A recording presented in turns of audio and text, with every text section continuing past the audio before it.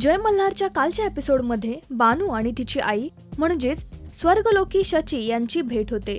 मात्र या भेटीत बानू शचीला सांगते की तिचा विवाह श्री खंडेरायांशी होणार आहे। हे ऐकून शची विचारात पडतात। त्या बानूला सांगतात की श्री खंडेरायांशी विवाह होणे हे काही सोपे नाही। त्या बानूला सांगतात की देवी म्हाळसा कोण आहेत, त्या क्रोधित अवस्थेत काय काय करू शकतात याचा ते अंदाजा देतात। शची सर्व सत्य उघड करतच असतात, पण हे सत्य बानू आणि खंडेरायांच्या विवाहामध्ये विघ्न आणण्यासारखे होते। त्यामुळे श्री खंडेराया देवी सरस्वतींना विनंती करतात की स्वर्गलोकी शचीला शांत करा।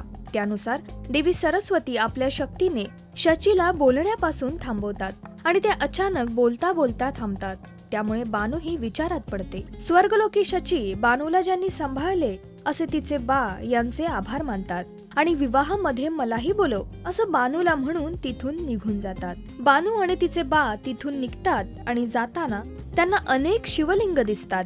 हा चमत्कार पाहून बानू आणि तिचे वडील या शिवलिंगेला नमस्कार करतात आणि तेवढ्यात ते शिवलिंग तिथून नाहीसे होतात आणि त्याच रस्त्यावर त्यांना खंडू येताना दिसतो आणि खंडूला पाहून दोघेही विचारात पडतात।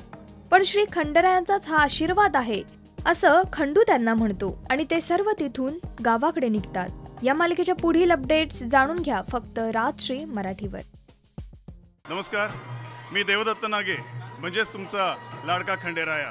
Please subscribe to Rajshri Marathi.